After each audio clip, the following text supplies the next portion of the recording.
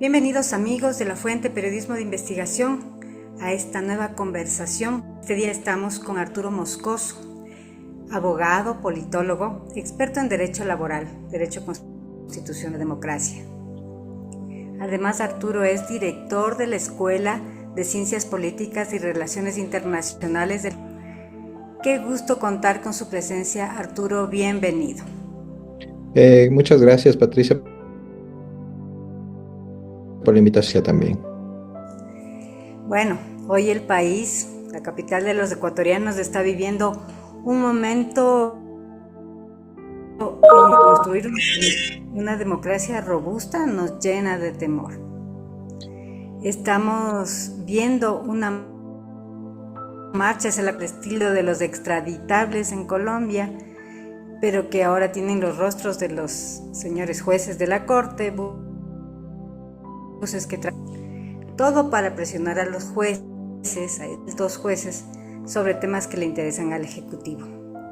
Quisiera una primera reacción suya o una lectura de esta marcha. ¿Qué significa este tipo de actividades en el ámbito democrático? Bueno, Patricia, muy preocupado por la deriva autoritaria que ha tomado el gobierno, este tipo de actitudes en donde se trata de hacer aparentar como al gobernante, el elegido del pueblo y el representante, el único representante del pueblo, y que por ende puede tomar las decisiones sin ningún tipo de cortapisa, es propio de los populismos autoritarios, ¿no? Ya lo tuvimos antes. Y parece que no se aprendió nada, ¿no?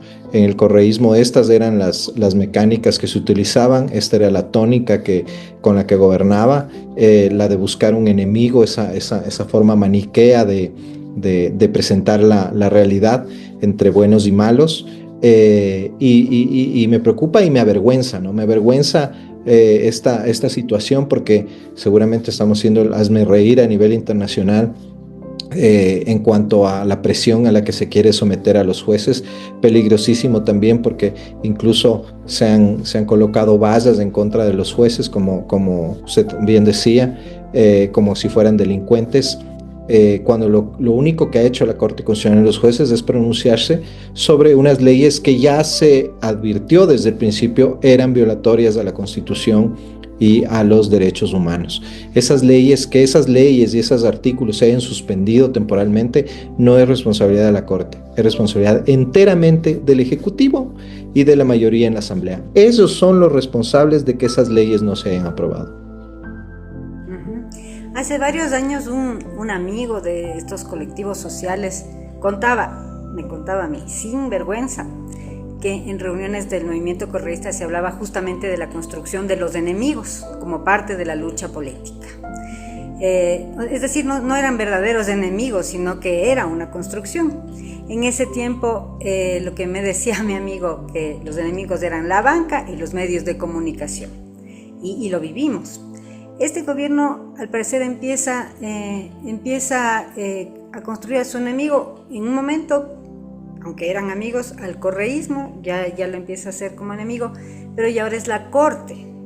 ¿Por qué? ¿Por qué pasa esto? Cuéntenos así como en el análisis del politólogo, ¿por qué funcionan así las cosas?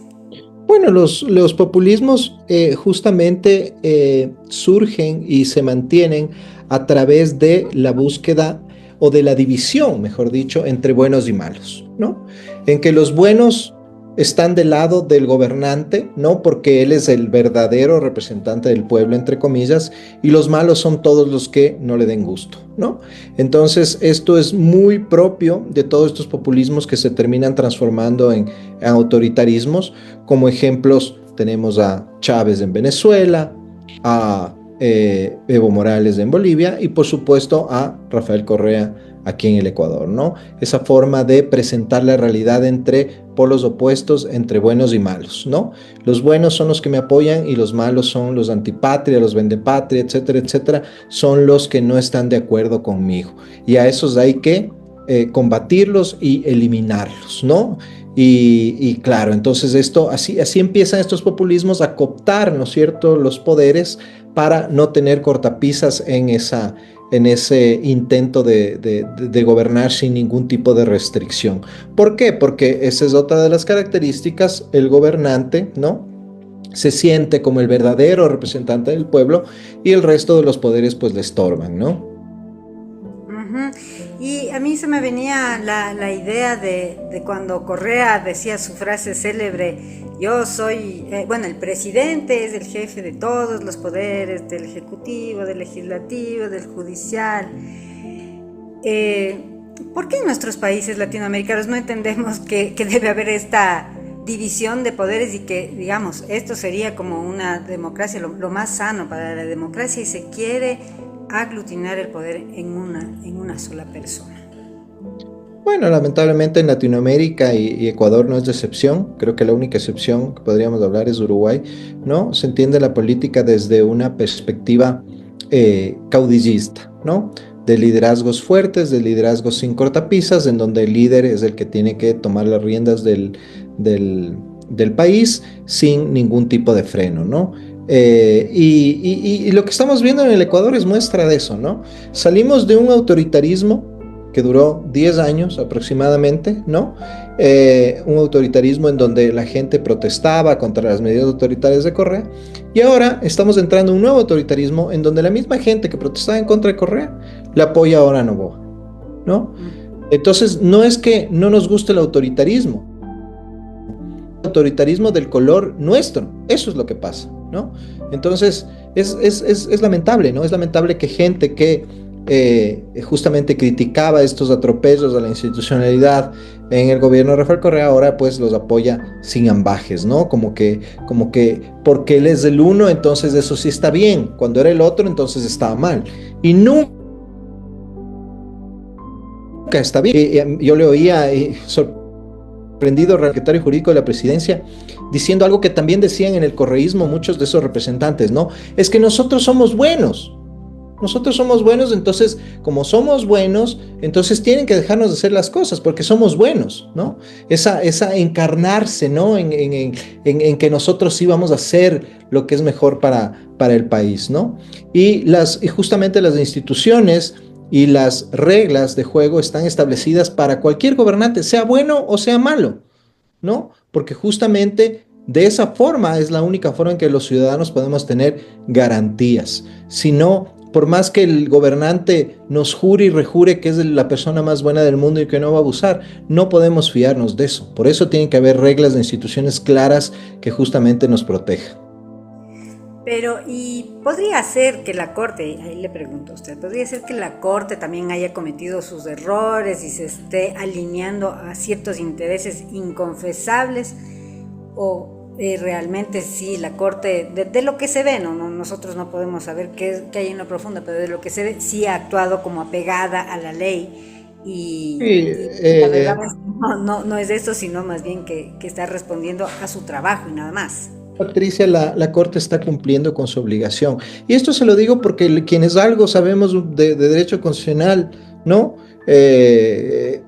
Sabemos y ya dijimos y advertimos al principio que esto iba a suceder, que esas leyes, como estaban siendo aprobadas, iban a ser observadas por la Corte Constitucional. No había por dónde irse. La Corte Constitucional solo está haciendo su trabajo. Nuevamente, la responsabilidad de haber hecho de esas leyes mal hechas, haberlas aprobado violando el procedimiento parlamentario y conteniendo artículos violatorios de la Constitución y los derechos humanos, es responsabilidad del Ejecutivo y del Legislativo, no de la Corte. A la Corte no le quedaba otra posibilidad más que la de observar esas normas, que además son suspensiones temporales, ¿no? Veamos ahora qué es lo que sucede, porque además el gobierno le ha dado, la Corte le ha dado 15 días al gobierno para que sustente el por qué esas leyes no serían inconstitucionales. Y no lo va a poder hacer porque son inconstitucionales.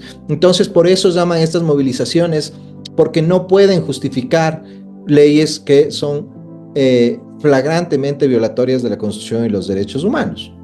¿Y con estas decisiones de la Corte se caen verdaderamente esas leyes o solamente son ciertos artículos, pero tal vez también claves, que no permiten que se ejecute tal vez lo que quería el gobierno? No sé si será así, luchar contra el crimen organizado. A ver, aquí dos temas, Patricia. El primero ¿no es cierto? Son suspensión temporal de ciertos artículos, todavía no han ido al análisis completo de la ley. Puede ser que las leyes, sobre todo por la forma en que fueron aprobadas, sean observadas en su totalidad, veamos cómo se pronuncia la Corte.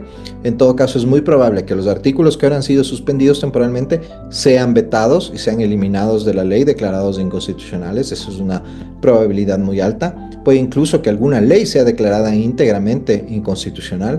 Veamos cómo hace el análisis la Corte Constitucional.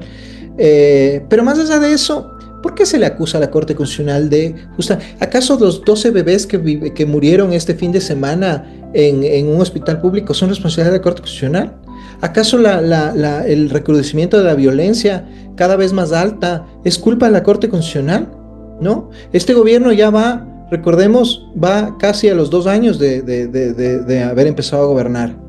¿Qué es lo que ha hecho para combatir el narcotráfico, el crimen transnacional y la violencia? ¿Dónde están los índices de mejora en eso? ¿No? Estado de emergencia tras estado de emergencia. Declaración de conflicto armado interno, ¿no? ¿Dónde está? ¿Qué ha mejorado en el país? Cada vez la violencia nos está acercando más, Patricia. Cada vez la violencia está más cerca de nosotros, ¿no? ¿Eso es culpa de la Corte Constitucional? No, eso es culpa de un gobierno que no ha operado bien. Un gobierno ineficiente que, por su propia ineficiencia, trata de buscar chivos expiatorios para tapar su propia responsabilidad en un montón de cosas que no está haciendo bien. Y me gustaría que conversemos en una siguiente pregunta sobre qué es lo que hay que hacer, pero antes le quería preguntar, yo veo, se ha visto en las noticias, que no solamente hay la intención de controlar, digamos, a la Corte Constitucional, sino que también se ha hecho una serie de movimientos para tener el Consejo de la Judicatura, un Consejo de la Judicatura de bolsillo, y la Fiscalía. Incluso estamos viendo que todo apunta a que una persona cercana al gobierno sea la que la dirija. Entonces, ¿cuáles son los riesgos de tener esto? ¿Esto puede ayudar o no a combatir el crimen organizado? ¿O a qué otros escenarios nos puede llevar? No, pues justamente un escenario de autoritarismo, lamentablemente, Patricia, ¿no? Porque el autoritarismo es de controlar todos los poderes, ¿no? Controlar la justicia, controlar la asamblea, que ya la controla, ¿no? Y justamente ¿para qué? Para que el poder no tenga cortapisas, ¿no? Entonces ya vemos ahí unas movidas extrañas con relación al Consejo de Participación Ciudadana, otras movidas extrañas con relación al Consejo Nacional de la Judicatura, ¿no? Ya de por sí es algo que en una república democrática tradicional no debería existir jamás un consejo que tenga tanto poder por sobre el principal poder judicial de un país y supeditado a un órgano administrativo, ¿no? Eso es problemático ya per se, peor aún si ese órgano administrativo es controlado por el poder de turno, ¿no? Es que parece que nos olvidamos de todo, Patricia. Acordémonos cómo controlaba la justicia, cómo controlaba la fiscalía, cómo controlaba la Corte Constitucional, cómo controlaba la Asamblea y cómo controlaba todos los poderes del correísmo. Ya nos olvidamos de eso, eso es lo que queremos nuevamente, porque este señor es bueno. No, o sea, ¿qué nos está pasando? Es realmente lamentable y preocupante toda esta situación, Patricia, porque esta deriva autoritaria es muy, muy, muy, muy alarmante, ¿no? Y hay otro símil también que me estaba olvidando de comentarle, y es que las personas que están yendo, al parecer no son personas convencidas de que están apoyando a este nuevo gobierno, sino son las mismas burócratas e incluso personas que están yendo obligadas. Exactamente, las mismas prácticas y mecánicas que utilizaba el correísmo. Obligar a los funcionarios públicos a ir, funcionar a través de redes clientelares para atraer gente de afuera que ni siquiera sabe para qué está ahí, ¿no? Ni siquiera saben por qué están ahí. Y con un discurso de que la Corte es la que se está oponiendo o nos está dejando indefensión. El gobierno es el que tiene que trabajar en eso. El gobierno tiene las herramientas suficientes. El gobierno se ha pasado en estado de emergencia tras estado de emergencia. ¿Qué ha hecho? ¿Dónde están los indicadores? ¿Dónde están los índices de lo que ha hecho? La violencia sigue subiendo, ¿no? Y la Corte Constitucional es responsable. Es realmente patético y vergonzoso, Patricia. Y ahora sí, como nosotros también tenemos como ciudadanos responsables tratar de dar opciones o soluciones. ¿Cuál debería ser la ruta realmente a seguir por parte del gobierno? Porque tenemos, claro, ese enorme problema que es el crimen organizado, hay inseguridad, hay falta de trabajo, todas las cosas que le aquejan al país desde hace muchísimos años y que ¿cómo se deben enfrentar? Eso me encantaría, por favor, escucharle, porque la verdad es que a veces parece una meta imposible. A ver, desde la línea del combate directo, evidentemente tiene que haber las herramientas para hacer el combate directo. Y las herramientas las tiene, ¿no? Las herramientas las puede implementar. Invertir en seguridad, traer inversión en seguridad, hacer acuerdos con otros países, porque el crimen transnacional opera transnacionalmente y así de la misma forma hay que combatirlo, ¿no? Entonces hacer acuerdos. Por eso, por ejemplo, el tema de que vengan bases o fuerzas extranjeras de instalarse en bases ecuatorianas, yo no lo veo mal, porque así se tiene que hacer la lucha. Creo que es una lucha que nos involucra a todos los países. Eh, pero por el otro lado no hay que descuidar el tema de lo social, Patricia, y eso es algo que siempre se olvida. El tema de darle oportunidades a la gente. ¿Quiénes son las personas que van a conformar o que entran a los GDOs? Gente que no tiene oportunidades, que no tiene empleos, que no tiene ninguna otra perspectiva en la vida, ¿no? Y que encuentra en el crimen, ¿no es cierto?, una salida a esa falta de oportunidades que le está dando o que le está negando el país. Entonces, eso también hay que hacer y de eso se olvidan absolutamente, mejorar el tema de la salud, el tema de la educación, el tema del empleo. ¿Qué ha hecho este gobierno por eso? Lo que decía antes, 12 bebés mueren en un hospital público. ¿Qué es lo que ha hecho por la salud? ¿No? Va al IES, el IES no sirve para nada, ¿no? El IES es el dolor de cabeza de la mayoría de ecuatorianos. Entonces, ¿qué está haciendo por eso? No, pero no, culpémosle a la Corte Constitucional, ¿no? La salida fácil. Entonces, hay que también trabajar en esos aspectos, Patricia, que lamentablemente como no son tan visibles, como los cambios que se producen en esos sectores no son de inmediato, entonces se olvidan. Y lo que se quiere es medidas efectistas, ¿no? Que digan, wow, el gobierno está haciendo algo y no sé qué, pero en realidad no está atacando el fondo del problema, ¿no? Y el problema no va a terminar solo con matar a delincuentes o perseguirlos o meterlos presos. Porque el problema del narcotráfico y del crimen transnacional es que es como una hidra. Usted le corta la cabeza y salen dos más. Así funciona. Entonces ese no es, el combate directo no es la forma ideal de combatirlo. Hay que también trabajar integralmente. En las opciones. Perfecto. Bueno, yo le quiero agradecer muchísimo, Arturo, este tiempo. Ha sido corto, pero muy ilustrativo, muy contundente, para un poquito poder debatir y que los ciudadanos puedan mirar otras perspectivas. Le agradezco y esta ha sido una entrevista desde La Fuente. Nos veremos en otro momento.